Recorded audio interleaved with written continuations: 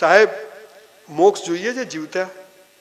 50,000 રૂપિયા તમારી પાસે હોય ને, ખાલી 50,000, લાખોની વાત જ નથી, 50,000 મોક્ષ અપાઈ દો, જીવતા મોક્ષ, જનક રાજા જેવો, સરદાર પટેલ જેવો. અને તમારે કોઈને આપવાના ના હોય, બેંકની લોન ના હોય, સીસી ના હોય, ઓડી ના હોય, કોઈ વીસીના હપ્તા બાકી ના હોય, કોઈ માગવા વાળો ના હોય, અને 50,000 રૂપિયા તમારા જ હોય અને જીવતા જ મોક્ષ જોઈતો હોય તો એક કામ કરજો, આ 50,000 રૂપિયા લઈ અને કચ્છમાં જજો અથવા આપણા દેશમાં જજો જ્યાંથી તમારા રૂટ્સ હોય, અથવા કલોલમાં જ હોય, અને તમારા કુટુંબ પરિવારની કોઈ બહેન દીકરી કુંવાસી દુખી હોય એના ઘેર 12 મહિનાનું સીધું સામાન અપાઈ દેજો, જીવતા મોક્ષ મળી જશે, જીવતા મોક્ષ મળી જશે.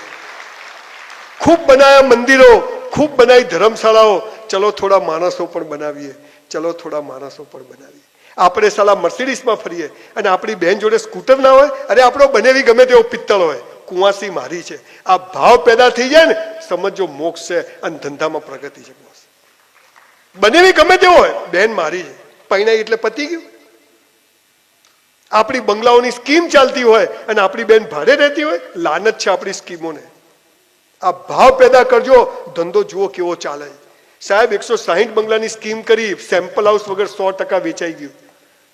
જેટલી મેં 22 સ્કીમ કરી, એક ખૂણાની દુકાન નથી પડી રહેતી ઈશ્વરની કૃપાથી. પણ મેં ધ્યાન રાખ્યું કે મારી આજુબાજુના હું જેટલું કરી શકું એટલું મેં કોશિશ કરી, અને આજે ઈશ્વર અડું ત્યાં સોનું થાય છે એવી ઈશ્વરે કૃપા કરી છે.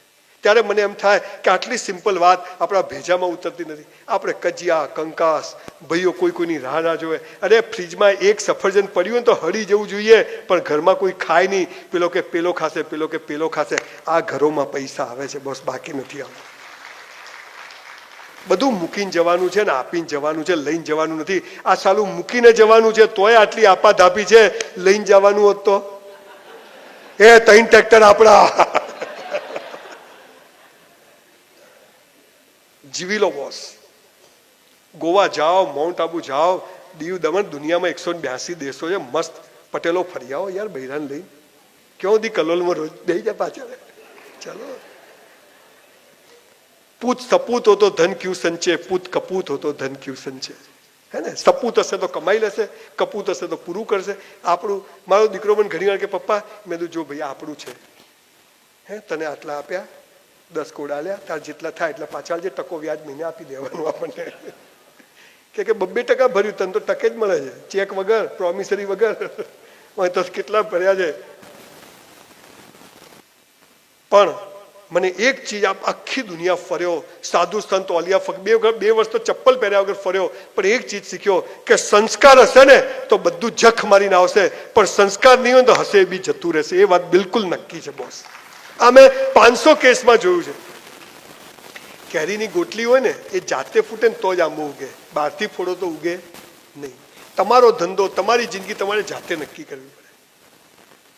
ઈંડું હોય ને, ઈંડું એ જાતે ફૂટે તો બચ્ચું જન્મે, બહારથી ફોડો જન્મે, જાતે ફૂટે. તો તમારે જાતે ફૂટવું પડે, અને જાતે ફૂટવાના 5 જ નિયમો છે. અને પછી તમે જુઓ કે શું પ્રગતિ થાય છે. હું જે કરીશ તે બેસ્ટ કરીશ, ઈશ્વર પર જે કરશે, નુકસાન થાય, આ થાય છે. આ તો વરસાદ ના આવે, બોલો આવતો જ નહીં, છોડતો નહીં, અને પછી પડે ને દે ઠોક, હે હવે બહુ થઈ ગયો. તારા બાપા નોકર છે, તને પૂછીને આપશે. આપણે કંઈ ગમતું જ નહીં. હા કોરોના આવી ગયો, દર 100 વર્ષે આવે છે. 1720માં આવ્યો, 1820માં આવ્યો, 1920માં આવ્યો, 2020માં આવ્યો. મારી બાને કોરોના થયો ને સાહેબ, અચ્છા લોકો હોસ્પિટલમાં મૂકી આવતા હતા, મારી બાને ઘરમાં જ રાખી. મેં કીધું બાઈ તારી જોડે જ રહીશ. મને કે ના ભાઈ તું જતો. મેં કીધું હું તારા હાથે આવીશ. અમે જીવી લીધું છે, આપણે ટોપ લોકો ખૂબ તાળીઓ પાડે છે, મજા છે. મને બી થયો, મારી વાઈફ મારી જોડે, એને બી થયો. મારી અમે છ ને કોરોના જતો રહ્યો. સાલા કે આ થાકતા નથી. ડરશો નહીં કોરોના જેવી જીવાતોથી બોસ. મોત આવશે તો ચોથની કોરોનામાં મોત થવાનું તો કોરોનામાં થશે, ડરવું શું? આખી રાત સિવિલમાં પ્લાઝમા લેવા ઉભો રહ્યો છું, SGBPO. એક દિવસ કોરોનામાં ઘરમાં નથી રહ્યો. સૌથી વધારે વિડીયો મેં કોરોનામાં બનાવીને કોરોનામાં રખડ્યો. હું સમજી ગયો છું, જેમ હાલ આપણે બધા બેઠા છીએ, આ સીન નક્કી હતો, ખાલી ભજવાયો હાલ. આ નક્કી હતો ભગવાનને તો કે અહીંયા બી બેઠા છે, અહીંયા હું પહેલા એમની ઓફિસમાં જઈશ, એમના પપ્પાને મળીશ, આ ભાઈને મળીશ, અહીંયા આવીશ, આ ભાઈ મારી સામે જોશે, બધું નક્કી છે. ખબર હાલ પડી. એવું જ પૈસાનું છે. પણ તમે આ નિયમો પાળો તો પૈસો આવે છે. અને પૈસો આવે ત્યારે યાદ રાખવાનું કે મારે સારા કામમાં વાપરવો છે, કોઈને કીધા વગર. અને તો સાહેબ હું બહુ નામ નહીં આપું કે હું બહુ સફળ લોકોના ઇન્ટરવ્યૂ કરું, મારા લોકો કરે પણ બહુ સારો તો એમને પૂછું ને કે તમારું હવે નેક્સ્ટ સ્ટેજ શું છે? આ વર્ષે તમે 10,000 કરોડનો માલ વેચો તો આવતા વર્ષે મને કે 12,000 કરોડનો. મેં તો બાપાનો માલ છે, આટલું 2,000 કરોડનું વધી જશે? મને કે 20% ડોનેશન વધારી દેશું. તમે માણસોનું ઈશ્વર પરની શ્રદ્ધા તો જુઓ. શું કહે છે?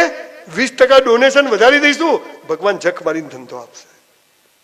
આ તો કોઈને ખાપો ટાલે નહીં આટલી. નહીં 30 રૂપિયા કિલો છે સાહેબ. મેં બહુ સરસ લોકોને જોયા છે અને બહુ નિમ્ન કક્ષાના લોકોને પણ જોયા છે. તમને એક જ વાત કહું છું, એક મનુષ્ય જિંદગી મળી છે બોસ, એવી સરસ, ભલે નાના હોઈએ, ભાડાના ઘરમાં 2 રૂમના ઘરમાં રહેતા હોઈએ, પણ એન્ટાલિયાથી બી સારું જીવન જીવી શકાય.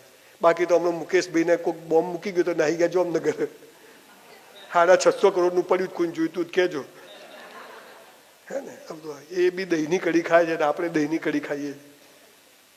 જીવન મસ્ત છે, આજને જ જીવવાની. કાલ છે જ નહીં. ગઈકાલ આવતીકાલ, 2 કાલ વચ્ચે છે આજ. અને આજને જે માણસ જીવે છે સંપૂર્ણ ટોટાલિટીથી, એને ઈશ્વર ક્યારે ક્યાં લઈ જશે તમને ખબર નથી. જીવી લો, મસ્ત જીવી લો. કેવી રીતે ધંધો કરવો, સફળ કેમ થવું. મને આવડતું તો હું થોડો આવત. હે મુકેશભાઈને રાખી લો મારા હાથે, ઘણો પાવર છે પણ થતું નહીં. એમ કોઈ ફંડા નથી, કોઈ એના નિયમો નથી. નિયમો આ છે સંસ્કારો. અને એક શબ્દ છે કેરેક્ટર, ચારિત્ર. તમને બધું કરવાની છૂટ હોય પણ તમે ના કરો ને, આને ચારિત્ર કહેવાય. તમને દારૂ પીવાની છૂટ હોય સાહેબ, તમે, મારા બધા મિત્રો પીએ છે, આપણે જિંદગીમાં ચાખ્યું નથી સાહેબ. મલેશિયા, પટાયા નથી ગયો એ બાજુ, વિઝા જ નહીં લેવાના એ બાજુ, બાથરૂમ બી નહીં જવાનું એ બાજુ. શેર બજારમાં રૂપિયો નથી મૂક્યો. આપણા રૂપિયાને આપણને વહીવટ કરતા નહીં આવડતું. બોલો 200 ના 300 થયા, 400 થયા, 30 થઈ ગયા. બધા ખેંચવા જ બેઠા છે. તું શું કરે પેઠો અંદર? આપણને પૈસાથી કામ કરતા નથી આવડતું. આપણે કમાતા આપણને આવડે, આપણા ધંધામાં નાખવા ના આવડે બેંકમાં 6% ભલે ને. રાતોરાત લાંબી દાઢી કરવી છે અને પછી કે પેલાએ આમ કર્યું, પેલાએ, એટલે પેલો તો કે બધુંય આપણને ચૂલ હોય તો પીએ. આ તો કે મને પેલાએ પીવડાવ્યું, એ તો આપણને ચૂલ હોય તો પીએ. કોઈ શું પાય આપણને? મારે ગુસ્સો નતો કરવો, એને કરાય તો આપણા પડ્યો એટલે જાગે. બાકી કોઈ ગમે એટલું બોલે, આપણે બાપજીને બોલ થઈ રહ્યું, પેલો ગેસ જેવો થઈ જાય. મસ્ત જીવન છે. ખૂબ પુસ્તકો વાંચો, ખૂબ કસરત કરો. સવારે 100 ડન મારું છું. તન અને મન મસ્ત હોય ને તો ધન જખ મારીને આવે બોસ. શરીર મસ્ત હોવું જોઈએ. ગોળી નથી ખાધી જીવનમાં. આજે 57 વર્ષની ઉંમર થયા. મસ્ત મરવું છે પણ રીબાઈ નથી મરવું.